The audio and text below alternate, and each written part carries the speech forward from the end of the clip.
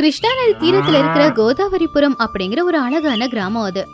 அந்த ஊர்ல அன்னபூர்ணம்மாவோட சமையல்னா எல்லாருக்குமே ரொம்பவும் பிடிக்கும். அவங்க சமைச்ச சாப்பாடு சாப்பிட்டவங்க எல்லாருமே மனசார பாராட்டுவாங்க. அவங்க மருமக மாதவிக்கும் சமைக்கிறதுனா ரொம்பவும் பிடிக்கும். பட்டணத்துல வளர்ந்த மாதவிக்கு புதுவிதமான சமையல் எல்லாமே தெரியும். அவங்க 2 பேருக்கும் நடுவுல சமையல் விஷயத்துல எப்பவுமே சின்னதா ஒரு போட்டி இருந்துகிட்டே தான் இருக்கும். அன்னபூர்ணம்மாவோட புள்ள மாதவியோட புருஷனான சுந்தரம் பாவம் இவங்க 2 பேருக்கும் நடுவுல மாட்டிக்கிட்டு எப்பவுமே முழிச்சுக்கிட்டே தான் இருப்பான். ஒரு நாள் காலையில நேரம் அன்னபூர்ணம்மா வீட்டு திண்ணையில உட்காந்து காய்கறி நறுக்கிக்கிட்டு இருக்கும் போது மாதவி அங்க வந்தா.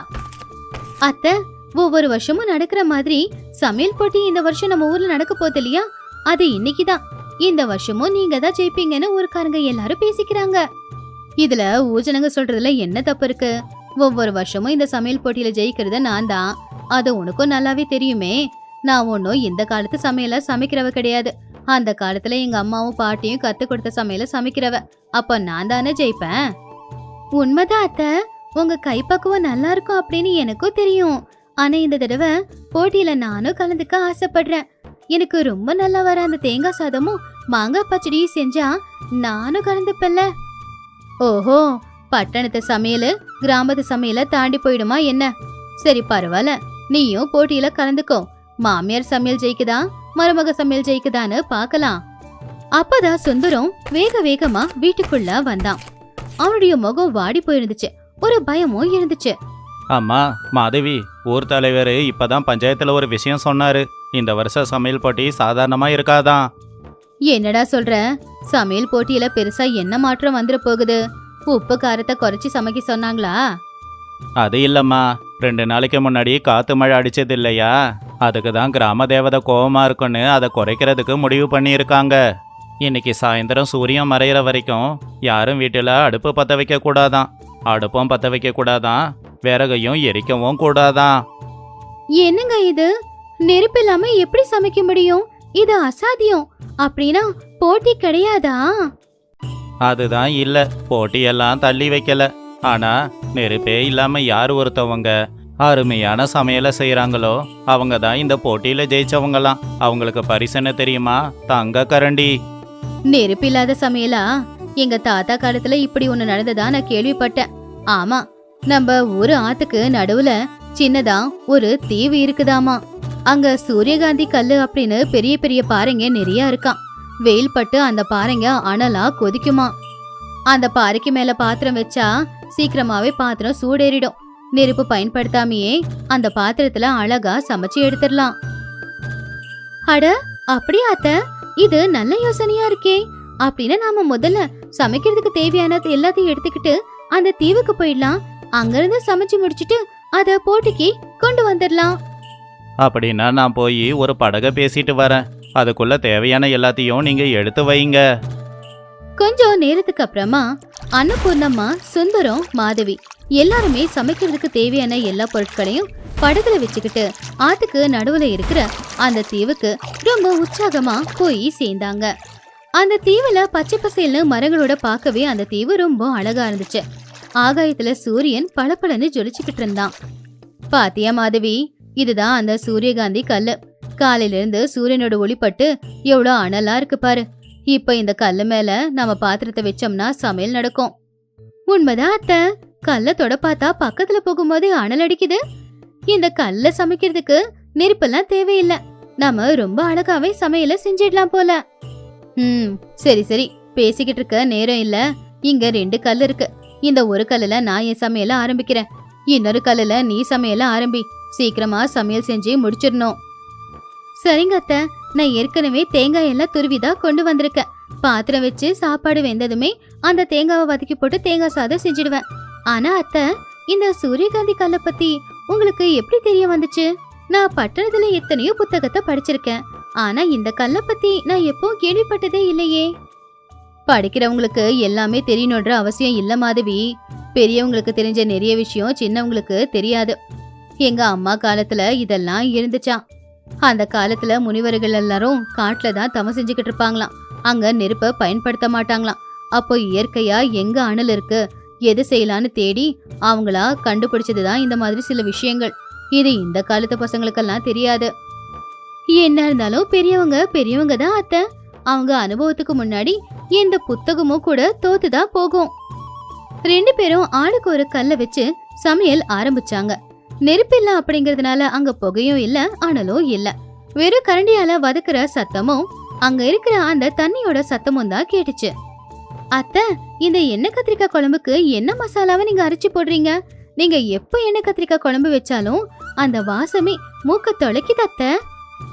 அது ஒன்னும் பெரிய கம்ப சூத்திரம் கிடையாது. காஞ்ச மிளகா, சீரகம், தனியா, பூண்டு, மிளகு இது எல்லாத்தையும் நல்லா அரைச்சி குழம்புல சேர்க்கணும். கூடவே கொஞ்சம் புளி தண்ணியையும் சேர்க்கணும். வெங்காயம், கத்திரிக்காய் எல்லாம் நல்லா வதங்கி வரும்போது வாசமே நல்லா இருக்கும். எங்க வீட்ல எல்லாம் இதை சமைக்கும் போதே அத்தனை பேரும் தட்டு எடுத்துக்கிட்டு சாப்பிட வந்து உக்காந்துருவாங்க.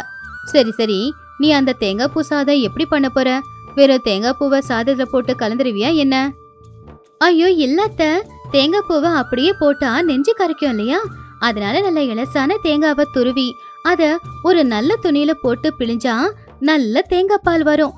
அந்த தேங்காய் பால் கூட அரிசி, அப்படியே கொஞ்சம் ஏலக்காய், லவங்கம், பட்டை இது எல்லாத்தையும் போட்டு வேக வைப்பேன். அப்படி வேகும்போது ஒரு 2 ஸ்பூன் நெய் ஊத்துனா நல்லா கமகமன்னு மணக்கும். இது எனக்கு எங்க பாட்டி சொல்லி கொடுத்த சமையல். பரவாயில்லையே, பட்டணத்து பொண்ணா இருந்தாலும் சமையல் எல்லாம் நல்லா தான் கத்து வச்சிருக்க. சரி சரி, அங்க சாப்பாடு கொதிக்கும் போதே இங்க வாசம் நல்லா தான் வருது. இன்னைக்கு உன்னோட தேங்காய் சாதத்தையும் நான் சாப்பிட்டு பாக்குறேன். அதே மாதிரி நீ செய்யற பச்சடியையும் நான் சாப்பிட்டு பாக்குறேன். மாங்காய நான் அனல்ல அப்படியே வச்சிருவேன் அத்தை. அப்ப அது நல்லா மெத்து மெத்துன்னு ஆகும். அதுக்கப்புறமா கடுகு வறுத்து தாளிச்சு கொட்டணும்னா அது ரொம்ப சுவையா இருக்கும். கேக்கும் போதே ஆசையா இருக்கு.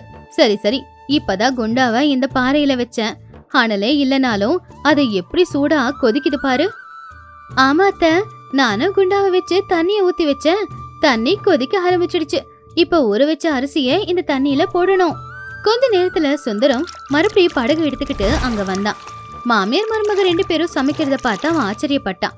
அவன் ஆர்வத்தோட அந்த கல்லை தொட்டு பார்க்கலான்னு நினைச்சான். ஐயோ, என்ன இந்த கல் இவ்வளோ சூடாயிருக்கு? என் கையே சுட்டுடுச்சு. ஆமா, நெருப்பு இல்லாம இந்த கல் எப்படி இவ்வளோ சூடாச்சு? அதுதாண்டா அந்த சூரியனோட மகிமை. அந்த சூரியனோட வெயில இது வரைக்கும் அந்த கல்லு உள்ளுக்குள்ள வச்சுக்கிட்டு இருக்கு. அந்த அனல தான் இப்ப அது கொஞ்சம் கொஞ்சமா வெளியில அனுப்புது. ஆஹா, என்ன வாசம் இது? இந்த வாசம் என் மூக்க தொலைக்குதே. மாதவி, அம்மா, 2 பேரும் சமைச்சு முடிச்சிட்டீங்களா? என் வயிறு பசியில கத்திக்கிட்டு இருக்கு. நீங்க முடிச்சிட்டீங்கன்னா நான் சாப்பிட ஆரம்பிப்பேன். அதுக்குள்ள எப்படிடா முடியும்? நாங்க என்ன அடுப்புலயா சமைக்கிறோம்? அடுப்புல அனல் ரொம்ப அதிகமா இருக்கும். ஆனா இந்த கல்லுல அனல் அதிகமா இருக்காது. ஆனா இந்த அனல காய்கறி வேகும் போதுதான் அதோட சுவை நல்லாவே இருக்கும். ஆமாங்க, கொஞ்சம் பொறுமையா இருங்க. சுவையான சாப்பாட்டுக்காக கொஞ்சம் அதிகமா காத்திருக்கிறதுல தப்பில்ல. இந்த கல்லுல சமைக்கிறது எனக்கு புதுவிதமான அனுபவம் கொடுக்குது. நெருப்பும் இல்ல, புகையும் இல்ல, ஆனா சமையல் சூப்பரா நடக்குது. அதெல்லாம் இருக்கட்டும், போட்டி என்னாச்சு? ஜெயிக்க போறது மாமியாரா இல்ல மருமகளா? அத ஊர் பெரியவங்க தான் முடிவு பண்ணணும். இந்த எண்ணெய் கத்திரிக்காய் குழம்பு பாத்தியா? எண்ணெய் மேல மிதந்துக்கிட்டு பாக்குறதுக்கு எவ்வளவு நல்லா இருக்குன்னு. இந்த தேங்காய் சாதத்தையும் பாருங்க அத்தை, உதிர உதிரா பாக்க முத்து மாதிரி ஜொலிக்குதுல்ல. இது கூடவே தொட்டுக்க நான் மாங்காய் பச்சடியையும் தயார் பண்ணிட்டேன். அன்னபூர்ணமா மாதவி செஞ்ச சாப்பாட கவனிச்சாங்க. அந்த தேங்காய் சாதமும் பச்சடியும் அவங்களுக்கு ரொம்பவே பிடிச்சிருந்துச்சு. அதே மாதிரி மாதவிக்கும் அன்னபூர்ணமா செஞ்ச அந்த எண்ணெய் கத்திரிக்காய் குழம்பு வாசம் ரொம்ப பிடிச்சிருந்துச்சு. மாதவி, ஒண்ணு பண்ணலாமா?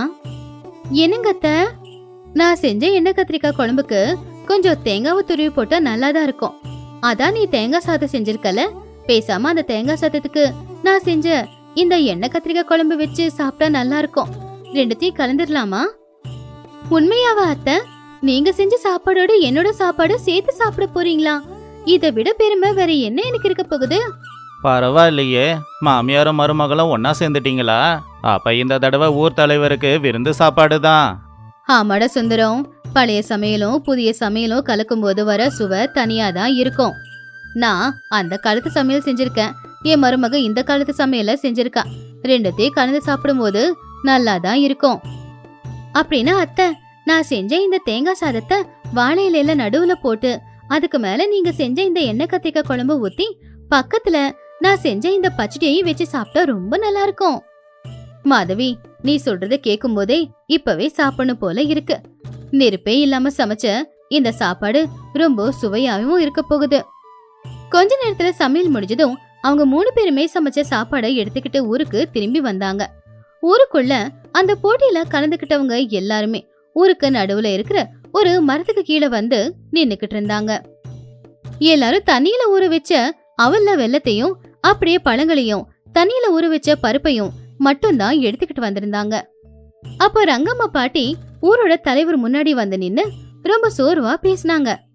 ஐயா, நெருப்பே இல்லாம சமைக்க சொல்லிட்டீங்க. போட்டியில கலந்துக்கணும் அப்படின்னு நாங்க எல்லாரும் ஆசையா இருந்தோம். எங்களால பெருசா எதுவும் செய்ய முடியல. நான் ஏதோ ஊற வச்ச அவல்ல வெல்லத்தை கலந்து கொண்டு வந்திருக்கேன். அப்ப கூட்டத்துல இருந்த சோமை அப்படிங்கிற இன்னொருத்தன், நானும் அப்படிதான் ரங்கம்மா. நான் தோட்டத்துல காய்ச்ச வாழைப்பழத்தையும் கொய்யா பழத்தையும் கொண்டு வந்து வச்சிருக்கேன். நெருப்பே இல்லாம யாரால சமைக்க முடியும்? இன்னைக்கு இந்த தங்க கரண்டிய யாருமே ஜெயிக்க போறதில்ல. அவ்வளோ சீக்கிரம் ஒரு முடிவுக்கு வராதீங்க.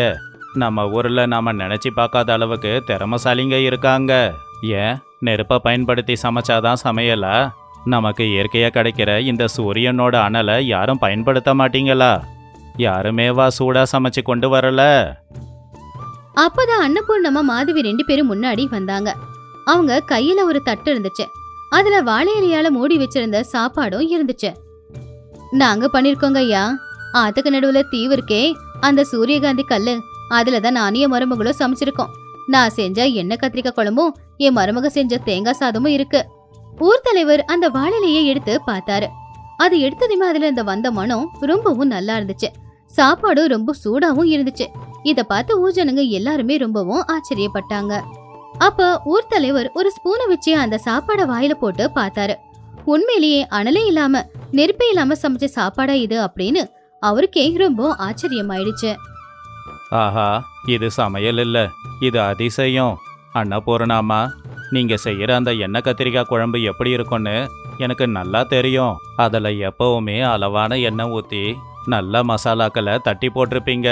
ஆனா உங்க மருமக செஞ்ச இந்த தேங்காய் சாதம் உங்க மருமகளோட இஞ்சி துவையலோடவும் நீங்க செஞ்ச எண்ணெய் கத்திரிக்காய் குழம்போடவும் சேர்த்து சாப்பிடும்போது அதோட சுவை அமோகம். உண்மைய சொல்றேன், நான் இது வரைக்கும் இப்படிப்பட்ட சாப்பாடை சாப்பிட்டதே இல்லை. இது வெறும் சமையல் இல்லை, ஒரு மாமியாரும் மருமகளும் சேர்ந்து செஞ்ச சாதனை இது. ஆமாங்க ஐயா, இப்ப எங்க வீட்டுல புது சுவையும் இருக்கு, பழைய சுவையும் இருக்கு. நிபந்தனையின்படி இந்த வருஷம் அடுப்பே இல்லாம சமையல் பண்ணதுக்காக இந்த தங்க கரண்டி அன்னபூர்ணா அம்மாவுக்கும் அவங்க மருமகளுக்கும் தான் போய் சேருது. பூஜனுங்க எல்லாருமே கைய தட்டினாங்க. அன்னபூர்ணம்மா மாதவி ஒருத்தங்க பார்த்துக்கிட்டு ரொம்பவும் சந்தோஷப்பட்டாங்க. அத்தை, இது எல்லாத்துக்குமே நீங்க தான் காரணம். சூரியகாந்தி சிலைய பத்தி உங்களுக்கு மட்டும் தெரியாம போயிருந்தா இன்னைக்கு நாம இந்த போட்டியில ஜெயிச்சிருக்கவே மாட்டோம். அதெல்லாம் எதுவும் இல்லம்மா. இன்னைக்கு நான் எண்ணெய் கத்திரிக்காய் குழம்பு செஞ்சிருந்தாலும் நீ செஞ்ச அந்த தேங்காய் சாதம் ரெண்டும் கலந்துதான் ரொம்ப சுவையா இருந்துச்சு. உன்னாலதான் இன்னைக்கு எனக்கு இந்த பாராட்டே கிடைச்சது. உங்க 2 பேர் பேச்சையும் கேட்டு கேட்டு எனக்கு ரொம்ப பசிக்குது. மிச்சம் இருக்கிற சாப்பாட்டையாவது கொடுப்பீங்களா இல்லையா? அது கேட்டு எல்லாரும் சிரிச்சாங்க. அப்படி அன்னைக்கு அந்த கிராமத்துல நெருப்பே இல்லாம செஞ்ச அந்த சமையல் ரொம்பவுமே பிரபலமாச்சு. அதுக்கு நடுவுல இருக்கிற தீவுல மாமியாரும் மருமகளும் சேர்ந்து சமைச்ச அந்த சாப்பாடு அந்த கிராமத்து சரித்திரத்துல நின்னு போச்சு. இந்த கதையில இருக்கிற நீதி என்னன்னா, கஷ்டம் வரும்போது பிரச்சனை வரும்போது ஒருத்தங்களுக்கு ஒருத்தங்க துணையா இருந்து அந்த பிரச்சனைய சரி பண்ணா பிரச்சனை சீக்கிரமாவே தீர்ந்துடும். எப்பவுமே தனியா ஒரு வேலையை செய்யறதை விட எல்லாருமே சேர்ந்து செய்யும் போது அது சீக்கிரமாவே முடியும்.